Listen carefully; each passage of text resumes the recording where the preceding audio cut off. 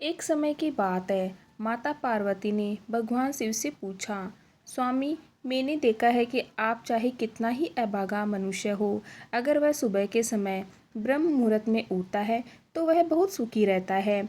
ऐसा क्यों है? मुझे ब्रह्म मुहूर्त का रहस्य बताइए। तब भगवान शिव ने कहा, हे देवी, मैं आपको इस प्रश्न का उत्तर एक कथा के माध्यम से बताऊंगा।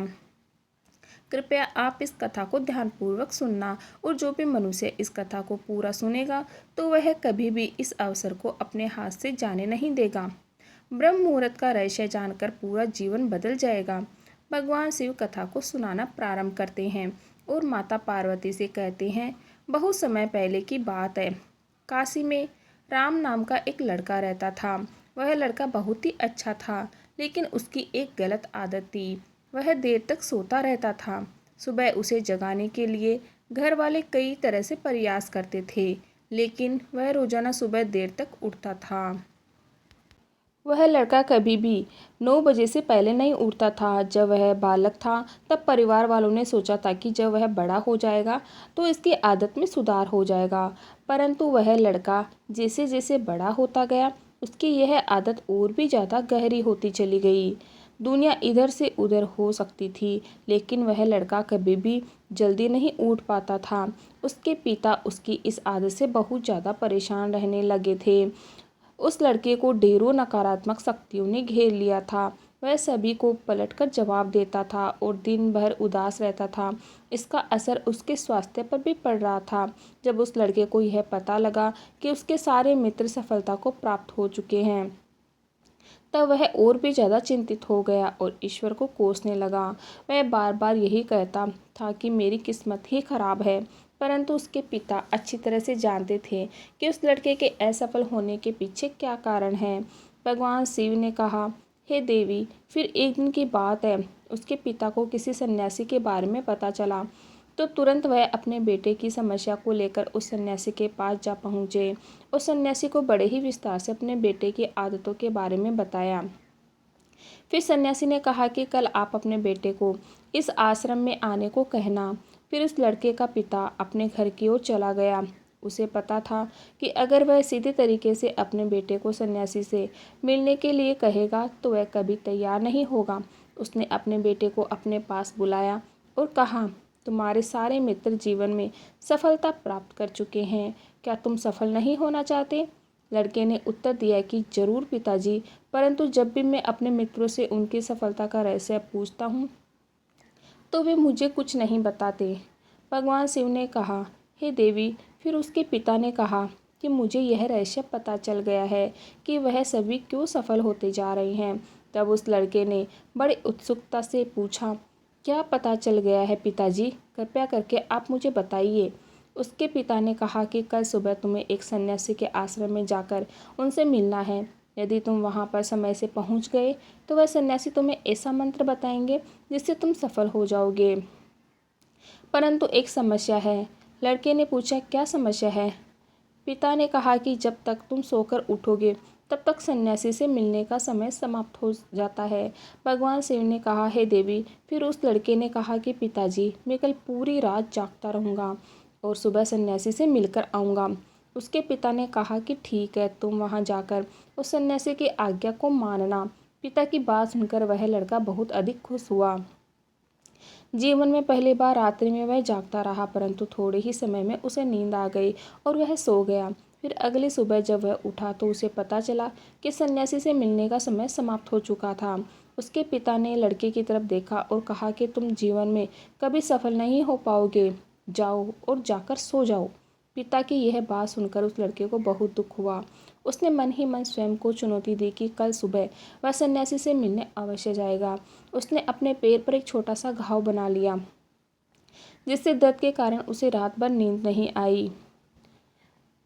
यह ऐसा पहला अवसर था जब उसने अपने जीवन में पहली बार सूर्योदय देखा था।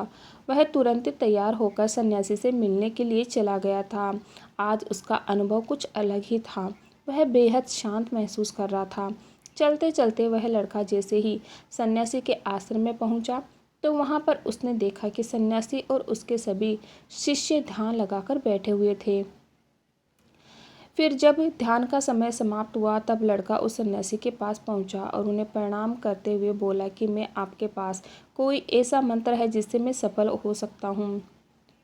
कृपया करके मुझे वह मंत्र बताइए। मैं भी अपने मित्रों के समान सफल होना चाहता हूँ और अच्छा जीवन जीना चाहता हूँ।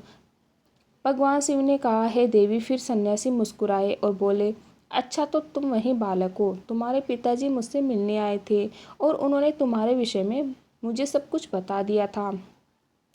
मैं तुम्हें वह मंत्र अवश्य बता देता हूँ।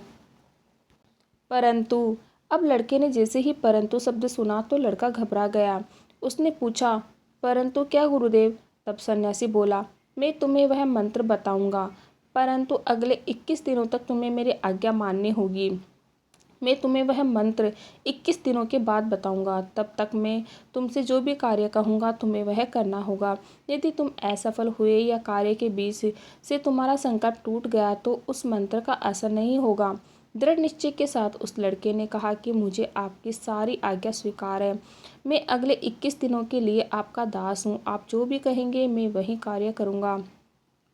मुझे केवल और केवल उस मंत्र के बारे में जानना है। भगवान शिव ने कहा, है देवी। फिर सन्यासी ने उस लड़के से कहा कि ठीक है, कल से तुम्हारा कार्य शुरू होगा। तुम इसी आश्रम में निवास करोगे। वह लड़का आश्रम में निवास करने के लिए तैयार हो गया। सन्यासी ने कहा कि यहाँ रहते हुए तुम्हें ब्रह्म मुहूर्त में उठना होगा और दूसरे शिष्यों की तरह ध्यान और तप करना होगा। साथ ही आश्रम के कार्यों में भी सहायता करनी होगी। ध्यान रहे, यह संकल्प टूटना नहीं चाहिए। अब लड़का सन्यासी की बात से सहमत हो गया। अगले दिन से उसके कार्य के दिन की शुरुआत थी। इस बार उसने दृढ़ निश्चय किया, परंतु 1 सप्ताह बीतने के पश्चात ही उसका संकल्प टूट गया और वह 8वें दिन देर तक सोता रहा। जब वह नींद से जागा तो उसने कहा कि मुझसे कितनी बड़ी भूल हो गई है। वह रोते हुए सन्यासी के पास पहुंचा और कहने लगा कि हे गुरुदेव, मेरा संकल्प टूट गया। अब मैं जीवन में कभी सफल नहीं हो पाऊंगा। सन्यासी ने उसे समझाते हुए कहा कि एक बार फिर से शुरुआत करो, फिर से संकल्प करो। फिर लड़के ने सन्यासी से पूछा कि सुबह उठना इतना आवश्यक क्यों होता है और यहाँ पर सभी लोग इतनी जल्दी क्यों उठ जाते हैं। भगवान शिव ने कहा, हे देवी। तब सन्यासी ने लड़के को समझाते हुए कहा कि सुबह यानी ब्रह्म मुहूर्त में उठने के पीछे बहुत बड़ा विज्ञान छिपा हुआ है। लड़के ने कहा कि कृपया मुझे वह विज्ञान बताने की कृपा करें। सन्यासी ने कहा कि रात्रि को 4 पहर में बांटा गया है। पहला रुद्रकाल, जिसका समय 6 बजे से लेकर 9 बजे तक होता है। दूसरा राक्षस काल, जिसका समय रात्रि 9 बजे से 12 बजे तक होता है। तीसरा गंधर्व काल, जिसका समय रात्रि 12 बजे से 3 बजे तक होता है। और सबसे अंत में जो पहर आता है उसे मनोहर काल कहते हैं। इस समय को ब्रह्म मुहूर्त या अमृत बेला के नाम से भी जाना जाता है। इसका समय भोर 3 बजे से सुबह 6 बजे तक होता है। यह वह समय होता है जब पूरे संसार की नकारात्मक शक्तियाँ निष्क्रिय अवस्था में होती है और सकारात्मक शक्तियाँ सक्रिय हो जाती है। ब्रह्म मुहूर्त अर्थात देव मुहूर्त, ब्रह्म मुहूर्त का अर्थ देवताओं का समय होता है। भगवान शिव ने कहा, हे देवी। वह सन्यासी आगे कहता है, इस समय देवता धरती पर विचरण कर रहे होते हैं और जागृत मनुष्य पर उनका बड़ा ही सकारात्मक प्रभाव पड़ता है। ब्रह्म मुहूर्त ऐसा समय होता है जिसमें मनुष्य का मस्तिष्क बिल्कुल खाली होता है, जिसमें किसी प्रकार के कोई विचार नहीं होते हैं। और जब इस समय व्यक्ति अपनी पुस्तक खोलकर पाठ का अध्ययन करते हैं तो उन्हें सब कुछ जल्दी जल्दी याद भी होता है और यह लंबे समय तक याद रहता है। यह ऐसा समय है जिसमें हर ज्ञान को समझने का प्रयास करते हैं। इस कारण आश्रम के सभी शिष्य और संसार में बहुत से ज्ञानी लोग ब्रह्म मुहूर्त में ही उठ जाते हैं। प्राचीन काल में रोशनी का कोई स्रोत न होने के कारण लोग अपने दिन का समापन सूर्यास्त के साथ और आरंभ सूर्योदय के साथ करते थे। यह एक तरीका है जिससे मानव जीवन प्रकृति के साथ तालमेल बनाकर चलता है। भगवान शिव ने कहा, हे देवी। फिर उस लड़के ने कहा कि ठीक है, मैं कल से अपना संकल्प फिर से शुरू करता हूँ, परंतु ब्रह्म मुहूर्त में उठकर मुझे क्या क्या करना चाहिए। तब सन्यासी ने कहा कि ठीक है, मैं तुम्हें बताता हूँ कि ब्रह्म मुहूर्त में क्या करना चाहिए और कैसे करना चाहिए। सबसे पहले उठकर धरती माता पर पाँव रखने से पहले धरती माता को प्रणाम करना चाहिए और अपनी दोनों हथेलियों को देखना चाहिए और ईश्वर को धन्यवाद देना चाहिए कि उन्होंने तुम्हें आज का सूर्योदय देखने का अवसर दिया है। इसके बाद नित्य कर्म और स्नान करने से शरीर की ही नहीं बल्कि मन की शुद्धता भी बढ़ती है। स्नान करने के पश्चात ध्यान की प्रक्रिया होती है। ब्रह्म मुहूर्त में ध्यान की अवधि 21 दिन तक होती है। इस विधि का उपयोग तब तक किया जाता है जब आप अपना कोई मनोकामना की पूर्ति चाहते हैं। यह ऐसा समय होता है जब व्यक्ति अपने आज्ञा चक्र को सक्रिय करने पर काम करते हैं। भगवान शिव ने कहा, हे देवी, आगे वह सन्यासी कहता है, आज्ञा चक्र दोनों बाहों के बीच होता है। यह संकल्प का स्थान भी कहा जाता है। अगर इस चक्र पर ध्यान केंद्रित किया जाए और अपनी मनोकामना को बार बार दोहरा जाए तो मात्र 21 दिनों के भीतर वह मनोकामना पूरी हो जाती है। अगर आपके मन में कोई अधूरी मनोकामना है और आप उसे पूरी करना चाहते हैं, तब सबसे पहले उस मनोकामना का स्पष्टीकरण कर ले। आपको क्या चाहिए यह निर्णय अवश्य कर ले। इसके बाद ध्यान की विधि को शुरू करें। ब्रह्म मुहूर्त में स्नान के बाद एक ऐसा स्थान चुनें जहाँ पर वायु का प्रवेश हो। ध्यान में शुद्ध प्राणवायु का होना आवश्यक होता है। ध्यान की मुद्रा में रीढ़ की हड्डी सीधी होनी चाहिए, साथ ही गर्दन भी सीधी होनी चाहिए। सुखासन की अवस्था में दोनों हाथों को घुटनों पर रखकर आंखें बंद करके बैठ जाएं। हाथों की मुट्ठी को बंद कर ले और 2-3 मिनट तक बिल्कुल शांत हो जाए। जब आपका शरीर स्थिर हो जाए और श्वास भी शांत हो जाए, तब उसके बाद अपना सारा ध्यान आज्ञा चक्र पर लगाएं। इस दौरान लंबी गहरी सांस लें और सांस को रोक कर रखें। इस समय आप अपनी इच्छा को मन ही मन दोहराएं और अपने मन से इष्ट देव और देवी देवताओं और गुरुजनों का चिंतन करें। उस सन्यासी ने कहा, जब सांस को रोकना कठिन हो जाए तब धीरे धीरे सांस को बाहर की ओर छोड़ें। सांस को नाक से भरें और मुख से बाहर छोड़ें। इस प्रक्रिया को 3 से 4 बार प्रतिदिन दोहराएं।